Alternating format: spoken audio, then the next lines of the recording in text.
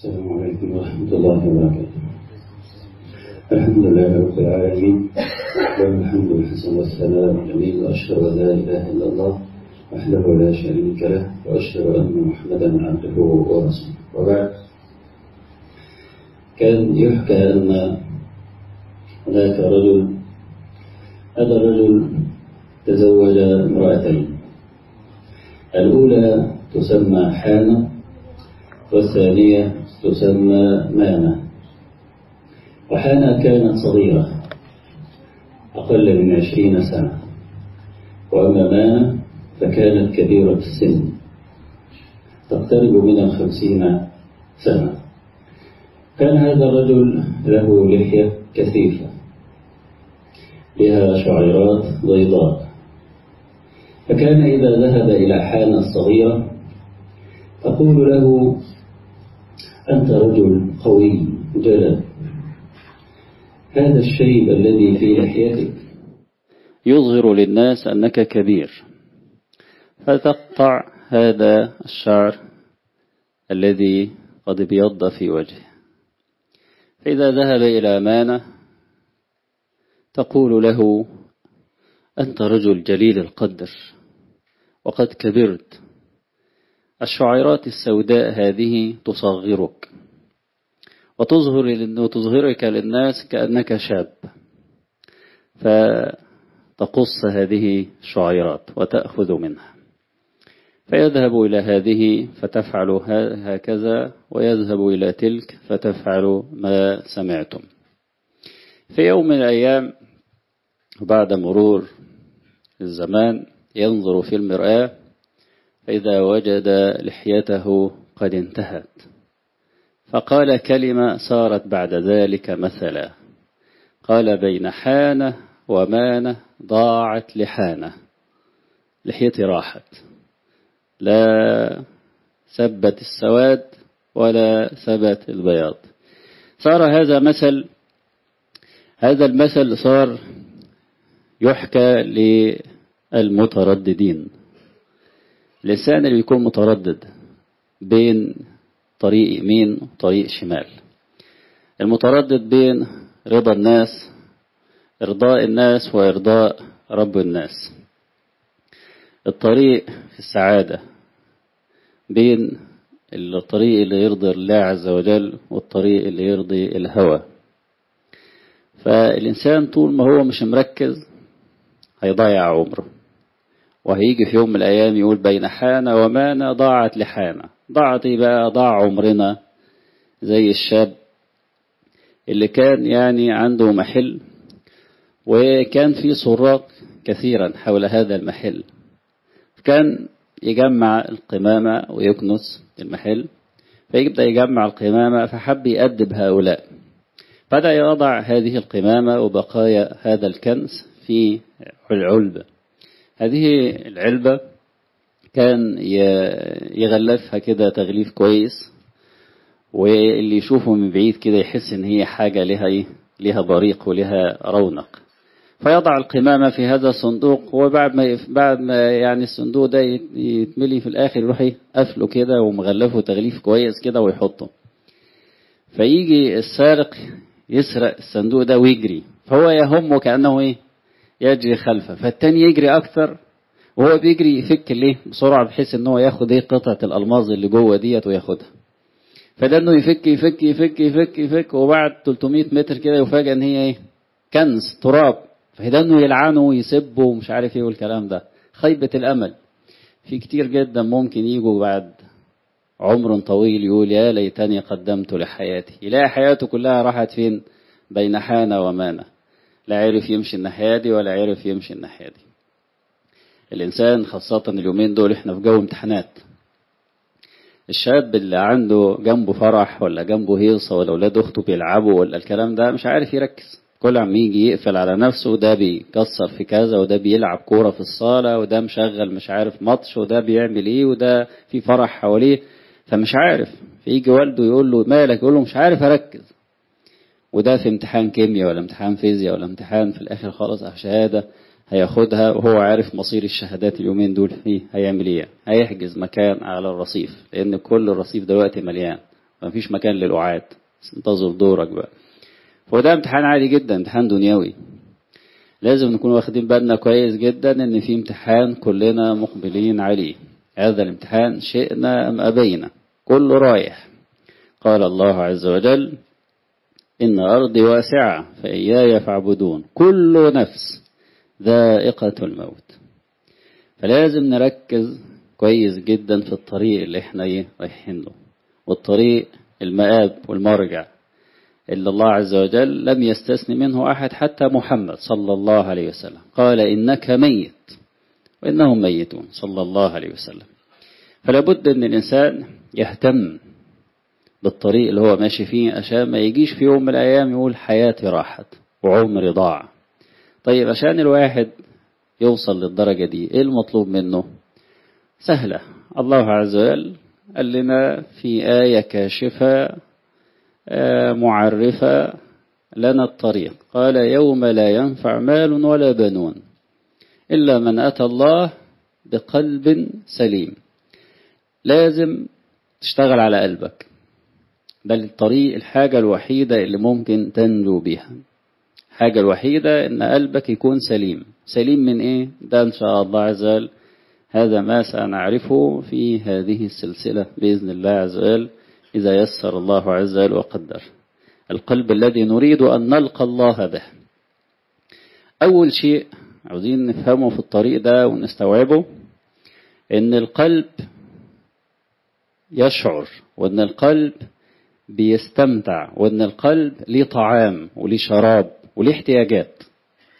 كتير جدا من الناس لو قسمنا الناس يعني في الحياة، ولا بحثنا عنهم، ولا يعني عملنا مسح كده واستقراء، هنلاقي ان جميع الناس اتفقوا على البحث عن شيء، واختلفوا في تفسيره. الكل اتفق في البحث عن السعادة. يعني الولد اللي بيكلم بنت بيكلمها ليه؟ عشان يكون سعيد.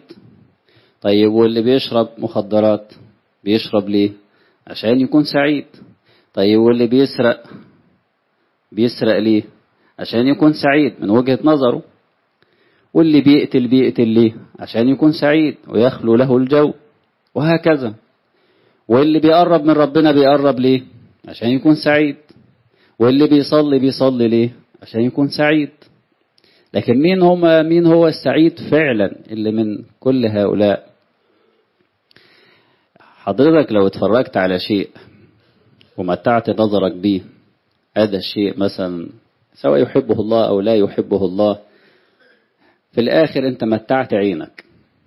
ولو سمعت أغنية أنت متعت ودنك. ولو قلت ألفاظ سيئة ولا شيء ممكن تكون متعت لسانك، لكن قلبك ما تمتعش. قلبك لن يتمتع إلا بشيء واحد. هذا الشيء ذكره الله عز وجل وسنذكره الآن.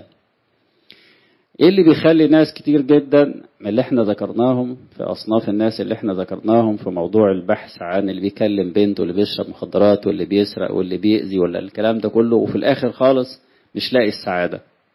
ايه السبب المركزي؟ السبب يتضح بهذا المثال.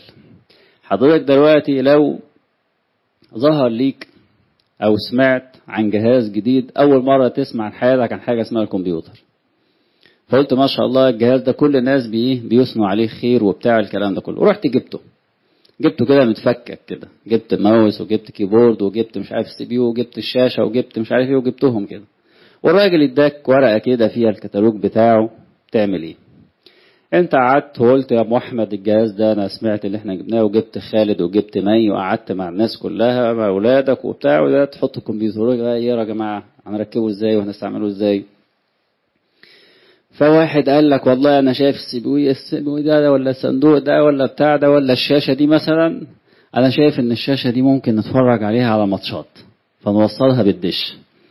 واحد تاني قال لك انا شايف ان مثلا الكيبورد دي ده مكان المفاتيح بتاعة الموبايل، يعني انا ممكن اضرب كده وارن على خاله. واحد تاني قال لك ده لا الكيسة ديت ده بتاعة الأحذية، احنا ممكن نحط عليها مثلا الشرابات، بنحط فيها ايه الجزم ونحط فيها كده. كل واحد قاعد بيقول اللي هو عاوزه وتعمل كده، بس انت حاسس ان الفلوس اللي دافع فيه 18,000. 18,000 عشان احط فيه شراب واحط فيه مش عارف ايه. فواحد قال لك اسلام زميلك ده فاهم كل حاجة، اسأل اسلام. سألت اسلام قال لك لا بقى، انا اول ما شفت الجهاز ده ولقيت معاه سماعة قلت بس سماعة يعني نسمع، فرحت موصله على الكاسيت وبدأت اسمع وبتاع. فده الواحد اللي بيفكر شوية. في يوم من الايام وانت قاعد كده مسكين وبتاع، فتبص في الورقة دي وتشوف فاكر ان هي الفاتورة، فوجئت بيقول لك الجهاز ده عبارة عن ايه وتركبه ازاي وتستمتع بيه ازاي، وتبدأ تمشي ورا الكتالوج ده وتمشي ورا الارشادات دي، تفاجئ ان ايه، ان كان في حاجة تانية خالص. انه اول مرة تبدأ تستوعب يعني ايه كمبيوتر، تبدأ تستفيد منه. احنا كده برضه اللي خلقنا وضع لينا ارشادات، وضع لينا دستور، لو عايزين تستمتعوا امشوا على الطريق ده. هو ده السر. مستحيل يا جماعة في واحد يعمل حاجة شاقة ويعملها بحب وبدقة وإحسان إلا وإذا كان هو بيحبها، صح؟ يعني حاجة شاقة ولقيت واحد بيعمل الحاجة الصعبة دي بيعملها بحب وإحسان وقاعد يتفنن فيها ومستمتع، أكيد في سر، لأنك أنت شايفها خنقة. يعني لما تشوف واحد طول الليل بيصلي وبيصلي إيه ورا إمام، الإمام بيقرأ بجزء وقاعد امال يعني يساوم الإمام يقول له إيه ما تخليها جزئين، طب ممكن، طب هقول لحضرتك طب ممكن تخلي مثلا الركعة مثلا يكونوا ربعين، طب ممكن مش عارف إيه. الراجل ده دلوقتي هو بيمثل. اما بتشوف واحدة ماشية في عز الحر والدنيا يعني خلاص الواحد مش قادر، وديت ماشية مغطية ايه كل شيء في جسمها، وبعدين تيجي تسأل عنها تعرف ان هي من بنت اشهر تاجر في الزقازيق، تيجي تسأل عنها تعرف ان هي من اجمل البنات، وعاملة كده وهي مستمتعة. اكيد في سر يا جماعة، مستحيل، صح؟ عارفين ايه السر؟ السر ذكر الله عز وجل. قال الله عز وجل من عمل صالحا من ذكر أو أنثى وهو مؤمن إلا هياخده فلنحيينه حياة طيبة. واهب الحياة اللي بيقول لنا كده، اللي خلق القلب بيقول لنا كده، بيقول لنا ده القانون. زي ما في للحياة في السنة الكونية في قانون، المية بتغلي عند درجة حرارة معينة، بتتجمد عند درجة حرارة معينة. القلب ده بيستمتع، دي قانون المتعة، قانون متعة الروح. الروح دي عشان تستمتع، لأن في حاجات يا جماعة لا تشترى بثمن. حضرتك لو معاك مال ممكن تشتري سرير لكن مش هتشتري بيه نوم. حضرتك لو معاك مال ممكن تشتري بيه مستشفى لكن عمرك ما تشتري بيه صحة.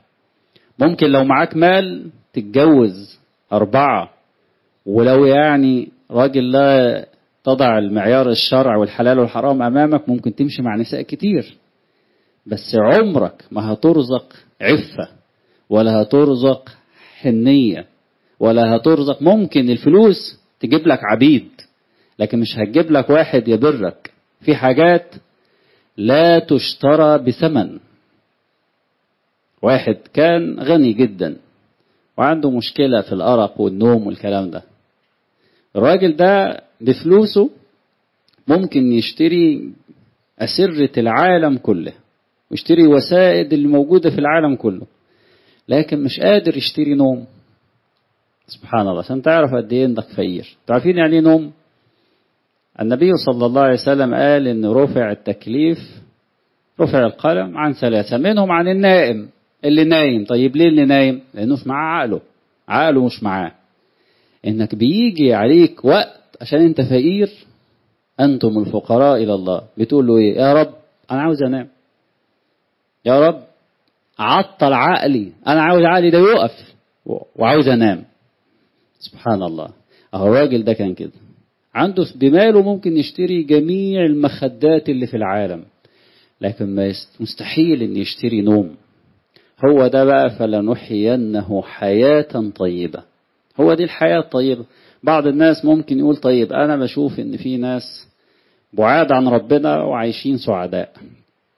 لا، مستحيل، لأن من أعرض عن ذكري فإن له معيشة ضنكا. ربنا قال لنا على الباطن، الباطن اللي في داخله ضنك.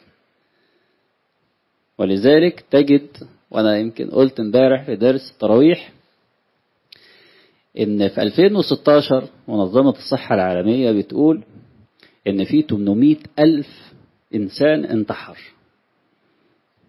طيب ال 800 دول من بلاد إيه؟ يعني تقريبا كل 40 ثانية في واحد بينتحر. طيب من بلاد إيه؟ 10 الأوائل منهم اليابان، وال100 الأوائل بقى طبعا منهم فرنسا وأمريكا ومش عارف إيه والكلام ده كله. فهمش دولة عربية. ليه يعني؟ عشان إحنا يعني السعداء، وإحنا اللي ما شاء الله يعني الدنيا بتنغنغ معانا. إحنا بنطلع من كرب نلبس في هم، نطلع من هم نلبس في وهكذا، نطلع من مشكلة ناخد في مشكلة. بس معانا حاجة مش مع الناس التانيين، معانا حاجة ربنا وهبنا إياها. عارفين إيه هي؟ معاك الدواء لأشرس مرض في البشرية كله. إيه هو؟ الخواء الروحي، جوع الروح. البشرية حاليا تحتاج أو بتعاني من روح تتدور جوعا وتتشقق عطشا. سبحان الله. الله عز وجل رزقك كمسلم إنك معاك الدواء الناجع لهذا المرض. الدواء الناجع ده اللي هو إيه؟ إنك تكون مؤمن بالله عز وجل، إنك تكون طائع، إنك تكون عارف أنت جيت منين ورايح فين وجيت ليه. شوف الثلاث أسئلة اللي أنا قلت لهم ديت، ممكن تلاقيهم على توك توك مكتوبين. خلاص؟ ممكن تلاقي الثلاث أسئلة دي كده واحد بيقلش بيقولهم. تعرف إن الثلاث أسئلة دي معظم المناهج الأرضية اللي على الأرض بتتجنب الجواب ليها. عما تيجي تسأل علمانية ولا الليبرالية ولا الاشتراكية ولا أي حد من دول، تيجي تسألهم يقول لك الثلاث أسئلة دي مالناش دعوة بيها. احنا جينا منين؟ تسأل السؤال ده ليه؟ طب رايحين فين؟ تسأل السؤال ده ليه؟ طب واحنا جينا نعمل ايه؟ تسأل السؤال ده ليه؟ فالثلاث أسئلة دي اللي بيسموها الأسئلة الكبرى، ربنا عز وجل من عليك وعلمك إياها وفطرك عليها. عشان كده دايما تلاقي ان الطائع هتلاقيه هو اللي سعيد. اللي بعيد عن ربنا اللي انت بتشوفه سعيد، لا هو مش سعيد. هو ظاهرا مع لذة مؤقتة، وفي فرق بين اللذة وفي فرق بين السعادة. اللذة بتيجي من الخارج، مال، نساء، فسح، مش عارف ايه. اللذة بتيجي من الخارج، لكن السعادة بتيجي من الداخل. بتيجي من الداخل. السعادة مرتبطة بالروح. اللذة بتكون مرتبطة بالجسد، ومن ضمن صفاتها ان هي بتكون مؤقتة. اديك مثال، النهاردة ان شاء الله هتلاقوها، وتلاقي بقى النهاردة اول يوم وانت شامم ريحة الاكل والمغرب، وانت يعني شايف الكنافة من مانجا معدية من قدامك، وقاعد تصبر نفسك وهتموت انك تقبل عليها، فتيجي تصبر وخلاص عندك لذة شديدة جدا، صح؟ اول ما الاكل يتحط ايه اللي بيحصل؟ بتقبل عليه، بتستمتع لمدة قد ايه؟ الثواني ان الاكل بيكون في حلقك. طب بعد ما بيدخل انتهت اللذة والموضوع انتهى. عشان كده لذة الجسد يتبعها فتور وألم. تبدأ بقى بعد شوية الفوار، الله يكرمك، مش عارف مين في الحمام. طب انت عايز الحمام ليه؟ انت كنت قاعد راسي بقالك 13 ساعة، ايه اللي حصل؟ تعرفهم في الاعتكافات بعد الفطار خلاص عندك 14 حمام لا يخلو منهم إنسان. بسبب ايه؟ بسبب ان اللي انا بقوله لك دوت، ان اللذة بيعقبها ألم وغير مستمرة. طب الروح بقى لا، موضوع مختلف. لذة مستمرة ويعقبها لذات تترى. اقول لك دليل، امبارح وحضرتك بتصلي التراويح حسيت بيه؟ كنت مستمتع وكنت يعني حاسس انك في سماء الإيمان تطير. طيب بعد ما خلصت حسيت بألم؟ لا. امال حسيت بيه؟ حسيت بسكينة، وبتقول ان شاء الله بكرة بقى هروح بدري وهستعد، ويا ريت الشيخ بقى يبدأوا يلعلعوا كده ويطولوا. اتكلم على أصحاب القلوب القلوب السليمة. سبحان الله. تلاقوا 2 صايمين، الشباب بقى اللي هم لسه بيصوموا في البداية دول، خلينا مثلا نقول ان في 2 توأم ليهم نفس المواصفات الجسدية وفي كل حاجة. 2 دول صاموا. جم بعد العصر واحد منهم دخل المطبخ، شاف الأكل ما قدرش يقاوم، راح عامل ايه؟ استسلم. لسه بيمد ايده كده والدته دخلت، بس خلاص كان خد قطمة وراح سايب كل حاجة خلاص بقى. ففي ناس كشفته وبتاع، فهو محدش عارف ان هو ايه اكل، بس هو في قرارة نفسه ايه اللي حصل؟ خلاص راح صيامه. ده انه ماسك نفسه لغاية المغرب واخوه ممسك. مين اللي بيشعر بالفرح عند الافطار؟ مين من الاثنين دول اللي هيشعر بالفرح؟ طيب ما الاثنين دلوقتي يا جماعة صاموا والاثنين تركوا الطعام. الراجل ما لحقش، ده هي يا دوب نقطة واحدة اللي دخلت بقه. ايه الفرق؟ لان اللي حس بالفرح حقيقة الروح مش الجسد. وإلا في الجسد المثال الثاني اللي أعمق. امبارح في ناس كانت بتصلي وبتبكي وسهرانة طول الليل تصلي وتبكي، وفي ناس كانت سهرانة بتضحك وسايبة الصلاة وممكن يكون ايه بيعصي ربنا. طيب ده صاحي مهموم وده صاحي سعيد. يا جماعة ده نايم بيبكي وده نايم بيضحك، ايه اللي يخلي ده يقوم مبسوط وده قايم مش مبسوط؟ عارفين السر؟ من عمل صالح من ذكر أو أنثى وهو مؤمن فلنحيينه حياة طيبة. طيب الناس دي بقى اللي احنا بنقول عليهم، انا بشوف الفنانين واشوف الناس ديت والبعاد والعصاة دول انا شايفهم سعداء. لا، هم مش سعداء. عارفين لحم القرود او الضفادع؟ ايه رأيك لو النهارده جبنا لك على ايه في الافطار ضفادع، وقلنا لك بقى هي ضفادع ومحشية عشان يعني تاكلها، ترضى تاكلها؟ لا. ليه؟ مش متعود على الكلام ده، صح؟ العاصي في ناس بتاكل الضفادع وفي ناس بتاكل لحم القرود والكلام ده. ليه؟ زي الراجل بتاع الكمون، الناس اللي بايه بتاعت التوابل كده، انت ما تخش مكانه تقول له انا مش عارف انت قاعد هنا ازاي. اعزكم الله مثلا لو رحت لواحد عنده ايه بقر وبهايم وكده، تيجي تدخل كده الزريبه، ايه يا عم انت قاعد هنا ازاي؟ يقول لك ايه في ايه؟ انا مش شامم حاجه. اصل حضرتك هتشم ازاي؟ ما خلاص الفت الموضوع. فهؤلاء خلاص الفوا كل شيء، عشان كده ياكلوا لحم قرود، ياكلوا ضفادع، ياكلوا اي حاجه. لكن انت ما زلت عندك ايه؟ لسه في سليم، لسه في قلب، في سلامه. طيب في واحد تاني بيسأل، وهختم السؤال ده، ان هو بيقول طيب انا ببدأ اصلي وببدأ اطيع ربنا وبرضه ما بشعرش بالسعادة. ده طبيعي في البدايات، لان القلب عليه ران. القلب بسبب البعد والغفلة وبسبب الذنوب كون طبقة من الران عليه. كلا بل ران على قلوبهم ما كانوا يكسبون. الران ده اللي هو ايه؟ ذنب على ذنب، ذنب على ذنب. فبيعمل ايه؟ زي الاسفلت كده، يحط البلاء الطريق ده قاعد امال ايه يضع المازوت والكلام ده، فالبلاك ده في على القلب كده في نقط سوداء عملت زي الطبقة دي. فعما يجي يطيع ربنا ويجي يقرب من ربنا، القلب لسه ايه في طبقة. الطبقة دي بقى ايه؟ زي الصابون كده، قاعدة مال تشيل الأعمال الصالحة الحسنات يذهبن السيئات، قاعدة تشيل تشيل تشيل تشيل تشيل. بعد شوية القلب ده خلاص هيبدأ يستمتع بالسعادة.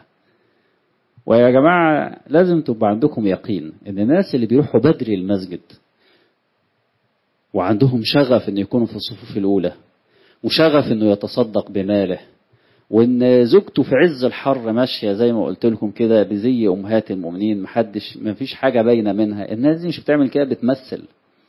ولا الناس دي زي ما بعض الناس كان بيقول ايه، انتوا عارفين اصلا الملتحين دول كلهم فقراء.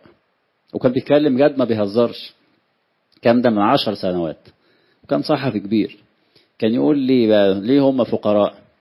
قال يا جماعة الناس دي مش لاقية فلوس تمن ايه الحلاقة، موس الحلاقة مش لاقيينه. فعشان كده ناس كده. وبرضه في ذهنهم ان دايما يعين اللي ايه البنت اللي بتغطي وشها وترتدي حجاب امهات المؤمنين ده مشكلتها ان ايه مشوهة، في وشها في مية نار، في حد عضها وهي صغيرة ففي واخدة غرز في وشها فمش عاوزة الناس تشوفها، فعشان كده هي ساترة وشها. ده انطباعهم. لكن عم بيفاجئوا طيب الراجل ده غني، الراجل ده مبسوط جدا، راكب عربية مش عارف بنص مليون وحاططها قدام وابنه قاعد بيلعب بايفون ب20,000 ومش عارف، ده طلع غني. طب ايه اللي هو اللي بيخليه يعمل كده؟ السعادة يا جماعة، الحياة الطيبة. فالحياة الطيبة دي لها قانون إن شاء الله عز هنتكلم عليه، اللي هيؤدي بإذن الله عز للقلب السليم. نتكلم على عنوان السعادة وأركان السعادة، سعادة القلب التي تكلمنا عنها. إن الأصل هنتكلم على سعادة القلب، سعادة الروح، لأن ده هو ده النعيم اللي الحقيقي وقرة عين الإنسان. فنتكلم إن شاء الله عن أنواع السعادة، إيه المعوقات اللي بتخلي الإنسان يكون سعيد، وإيه حل المعوقات ديت. فنسأل الله عز وجل أن يسددنا وإياكم ويبلغنا في هذه الأوقات الأعمال الصالحات. وأسأل الله لي ولكم حسن العمل وحسن الخاتمة.